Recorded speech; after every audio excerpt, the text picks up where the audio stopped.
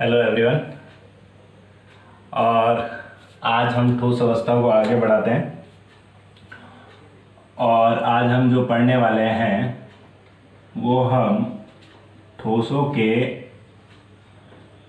चुंबकीय गुणों के बारे में पढ़ने वाले हैं।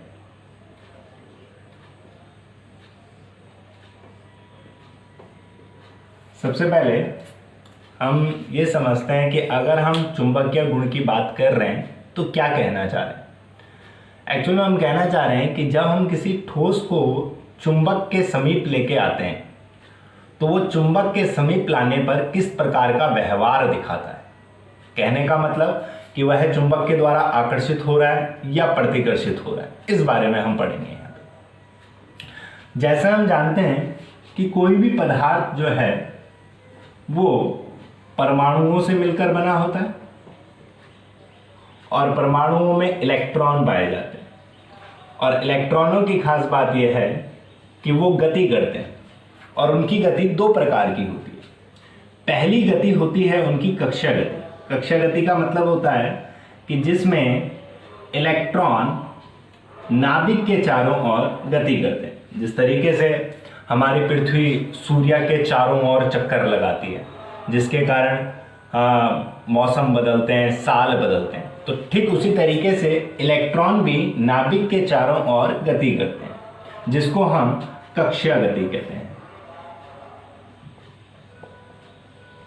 इसके अलावा इलेक्ट्रॉन अपने ही अक्ष पर भी घूमता है, या तो क्लॉकवाइज या एंटी क्लॉकवाइज, या तो दक्षिणावर्त या फिर वामवर्त। जिस तरीके से हमारी पृथ्वी भी अपने अक्ष पे घूमती है कुछ उसी तरीके से, और जब पृथ्वी अपने अक्ष पे घूमती है तो उससे हमें पता है दिन रात होते हैं। तो ठीक उसी तरीके से जो इलेक्ट्रॉन होता है वो भी अपने अक्ष पर गति करता है और इसको हम कहते हैं चक्र। अब आप लोगों ने कक्षा 10 में पढ़ा होगा कि जब किसी बंद परिपथ पे वैद्युत धारा बह रही है, जब किसी तार में वैद्युत धारा बह रही होती थी, तो वैद्युत धारा जब तार से बहती थी तो वो अपने चारों ओर चुंबकीय क्षेत्र उत्पन्न करता था। चुंबकीय क्षेत्र उत्पन्न करने का मतलब था कि अगर मैं इसके बगल में कोई कंपास लेके आऊं तो ये पाया जाता था कि कंपास की जो सुई होती थी वो विचलित होने लगती थी, वो हिलने लगती थी, जिससे पता लगता था कि यहाँ पे इस तार में वैद्युत धारा बहने के कारण वहाँ पे एक चुंबकीय क्षेत्र उत्पन्न हुआ।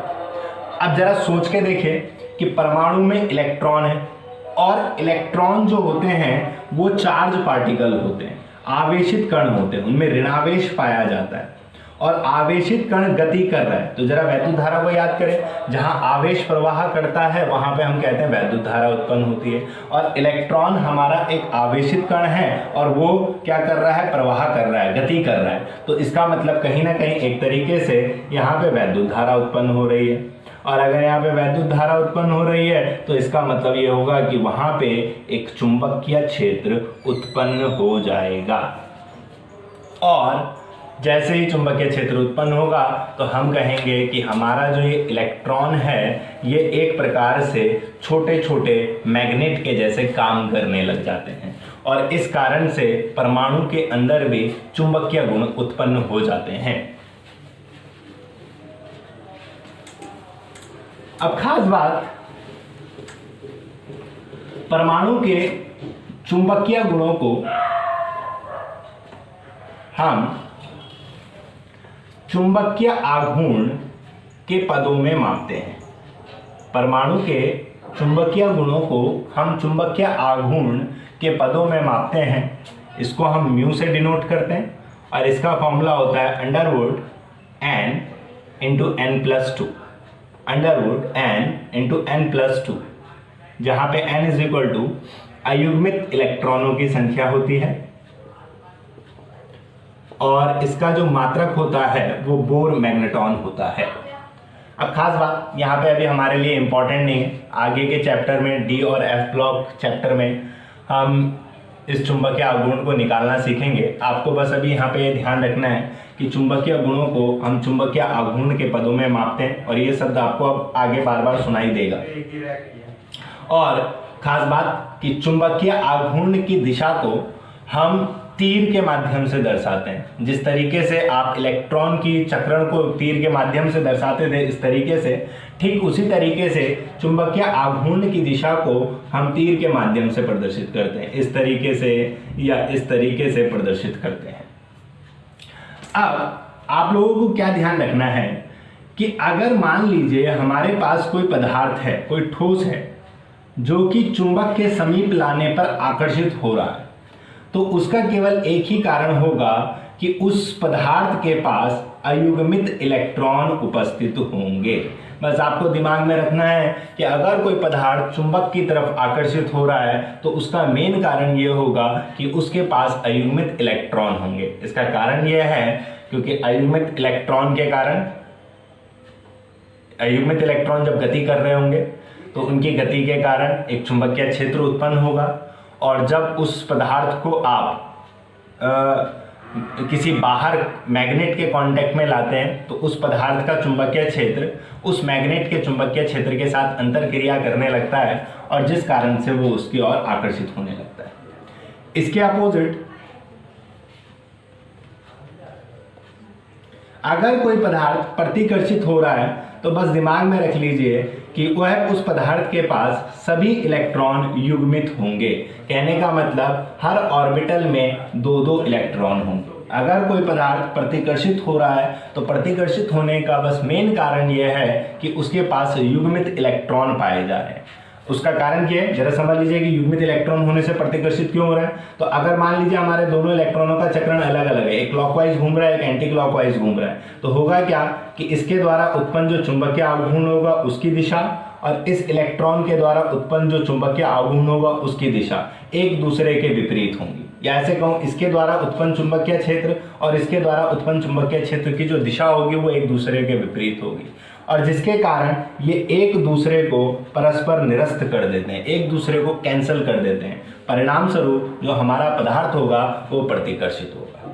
तो बस अब हम जो आगे के टॉपिक पढ़ने वाले हैं चुंबकीय गुणों के अंदर, हम लोगों को बस दो बातें ध्यान रखनी है यहाँ पे कि अगर कोई पदार्थ चुंबक की तरफ आकर्षित हो रहा है तो इसका मतलब उसके पास अयुग्मित इलेक्ट्रॉन पाए जा रहे हैं, और अगर कोई पदार्थ प्रतिकर्षित हो रहा है तो इसका सीधा सा मतलब है कि उसके पास जो इलेक्ट्रॉन है वो युग्मित है। तो अब इस टॉपिक को हम आगे बढ़ाते हैं, और एग्जाम में जो पूछा जाएगा ये नहीं पूछा जाएगा कि ठोसों में चुंबकीय गुण किस तरीके से उत्पन्न होंगे, बल्कि अब एग्जाम में वो पूछा जाएगा जो अब मैं आप लोगों को बताने वाला हूँ।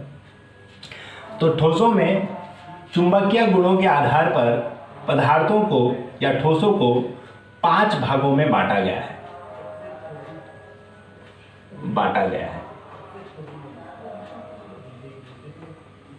जिसमें नंबर 1 है अनुचुंबकीय पदार्थ।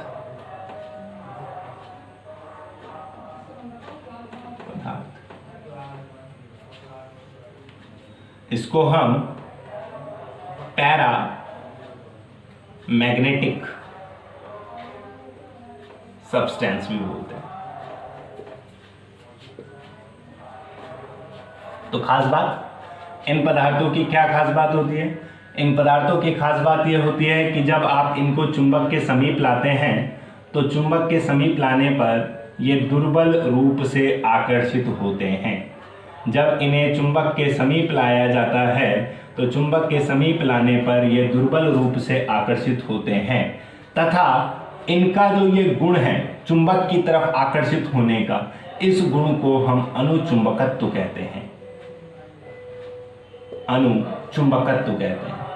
अब देखो, इसका कारण अगर आपको लिखना है, भाई आकर्षित हो रहा है, दुर्बल रूप से आकर्षित हो रहा है, तो इसका एक ही कारण है कि इनके पास जो इलेक्ट्रॉन होंगे वो कम से कम एक अयुग्मित इलेक्ट्रॉन जरूर पाया जाता होगा।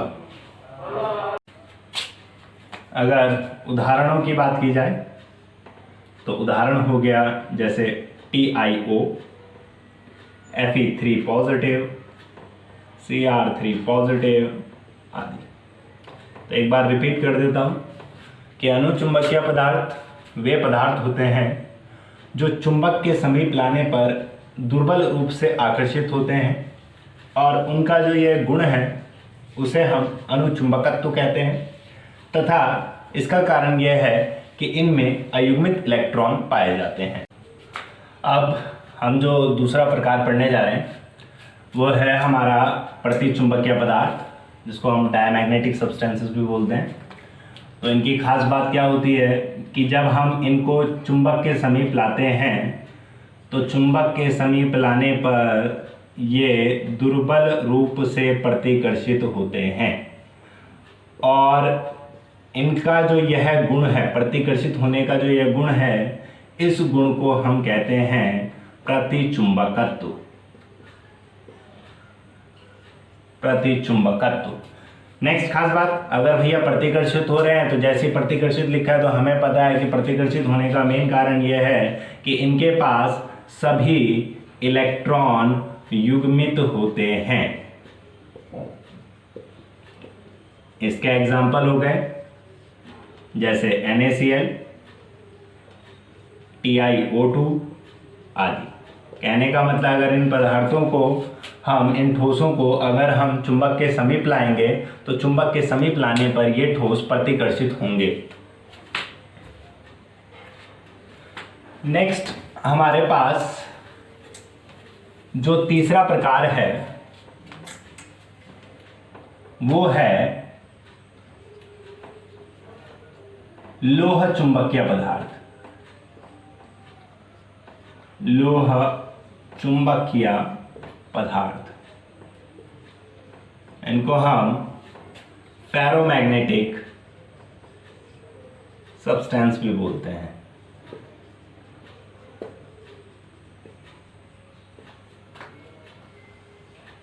तो इनकी क्या खास बात होती है? इनकी खास बात यह है कि ये चुंबक के द्वारा प्रबल रूप से आकर्षित होते हैं और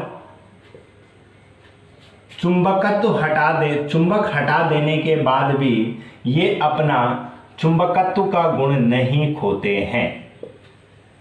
चुंबक हटा देने के बाद भी ये अपना चुंबकत्व का गुण नहीं खोते हैं।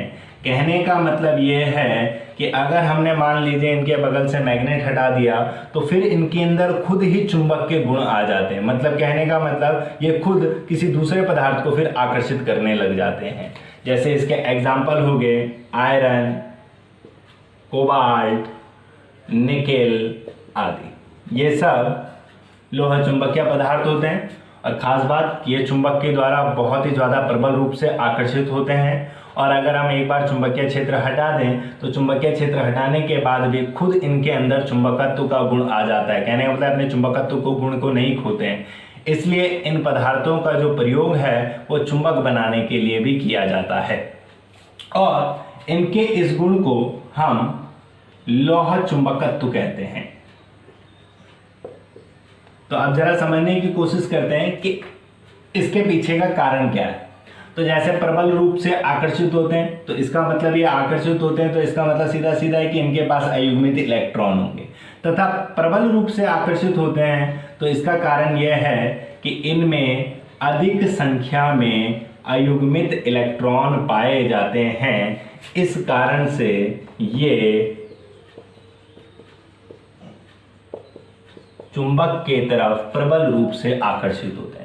सेकंड चीज सोचने वाली बात यह है कि आखिर ऐसा क्या होता है कि इनके अंदर खुद चुंबकत्व का गुण आ जाता है। तो उसका मेन कारण यह है कि जब हम इनको किसी मैग्नेट के समीप लाते हैं तो इनके इलेक्ट्रॉनों के द्वारा जो उत्पन्न चुंबकीय आघूर्ण है वो अपने को कुछ इस तरीके से संरेखित कर लेते हैं, अपने को ऐसे अरेंज कर लेते हैं कि सभी इलेक्ट्रॉनों के द्वारा उत्पन्न जो चुंबकीय आघूर्ण होगा वो एक ही दिशा में संरेखित हो जाएगा। परिणाम स्वरूप इनके अंदर खुद चुंबकत्व का गुण उत्पन्न हो जाता है, यानी मतलब खुद मैग्नेट के जैसे काम करने लग जाते हैं। तो अगर हम बोलेंगे कि अपना चुंबकत्व का गुण नहीं खोते हैं तो हम कहते हैं इसका कारण यह है कि इनका जो चुंबकीय आघूर्ण होता है वह समान दिशा में संरेखित होते हैं, समान दिशा में संरेखित होते हैं, जिसके कारण यह खुद एक मैग्नेट के जैसे कार्य करते हैं। इसके एग्जाम्पल हो गए, सॉरी एग्जाम्पल लिख चुका हूं। नेक्स्ट हम जो बात करेंगे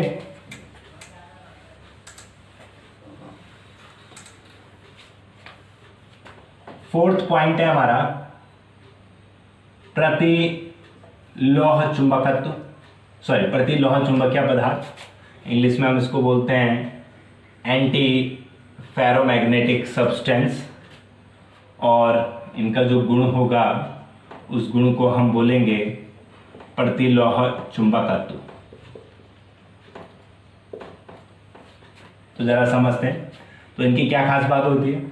इनकी सबसे पहली खास बात कि इनके पास अयुग्मित इलेक्ट्रॉन अधिक संख्या में पाए जाते हैं।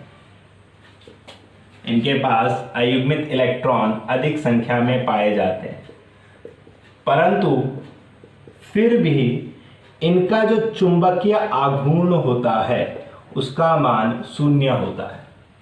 अब सोचने वाली बात यह है कि अगर इनमें अयुग्मित इलेक्ट्रॉन बहुत ज़्यादा संख्या में पाए जाते हैं तो इसका मतलब इनके चुंबकीय आघूर्ण का जो मान होना चाहिए था वो बहुत ज़्यादा होना चाहिए था, बट ये पाया जा रहा है कि इनका चुंबकीय आघूर्ण का मान क्या होता है, शून्य होता है। तो आप जरा समझे उसका कारण क्या है।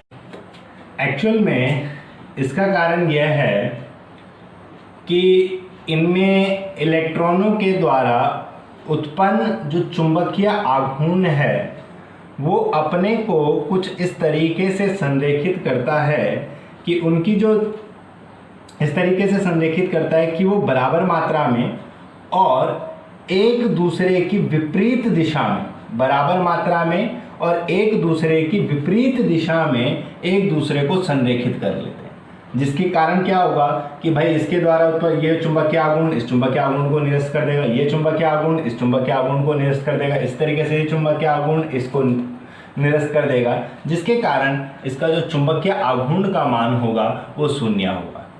मतलब हम कहते हैं कि इन पदार्थों में चुंबकीय आघूर्ण एक दूसरे को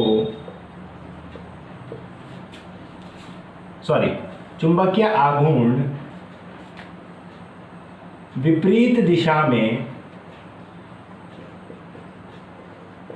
तथा बराबर मात्रा में संरेखित होते हैं।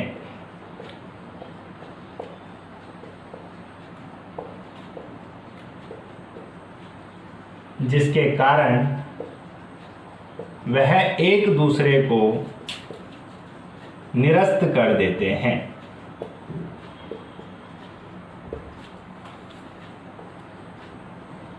निरस्त कर देते हैं, इसीलिए उनका जो चुंबकीय आघूर्ण होगा उसका मान शून्य होगा। जैसे एग्जाम्पल के लिए MnO और MnO2 एग्जाम्पल बड़े इंपॉर्टेंट है, एग्जाम्पल याद जरूर कीजिएगा। कभी कभी पूछ लेते हैं आपको कि MnO किस प्रकार का पदार्थ है, तो वहाँ पे आपको इन चीज़ों को याद रखना पड़ेगा। नेक्स्ट हम बात करने वाले हैं, नेक्स्ट लास्ट हमारा जो टाइप है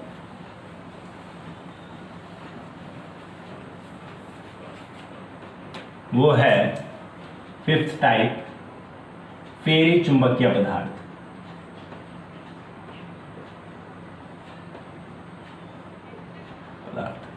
जिसको हम इंग्लिश में बोलते हैं फेरी मैग्नेटिक सब्सटेंसेस,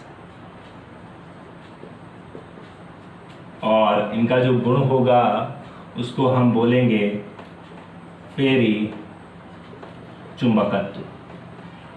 तो इनकी क्या खास बात होती है, इनकी खास बात कि इनमें अयुग्मित इलेक्ट्रॉन अधिक संख्या में पाए जाते हैं, बट अयुग्मित इलेक्ट्रॉन अधिक संख्या में होने के बावजूद इनके जो चुंबकीय आघूर्ण का मान होता है वो कम होता है।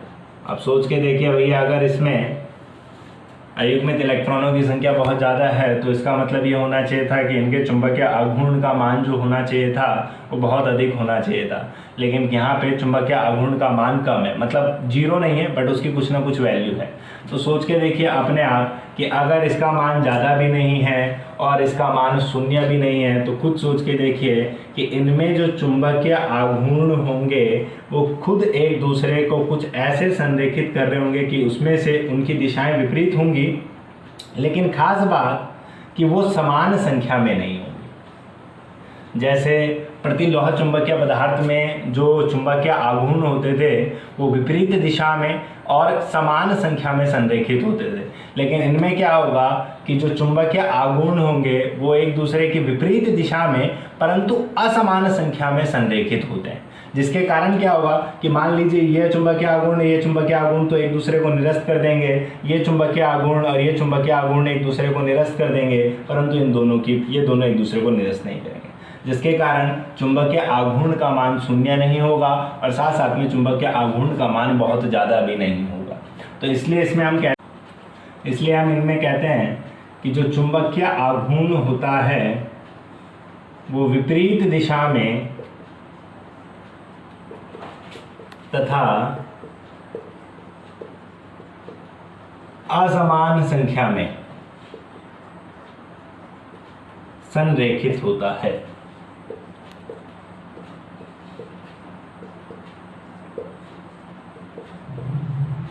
जैसे उदाहरण के लिए Fe3O4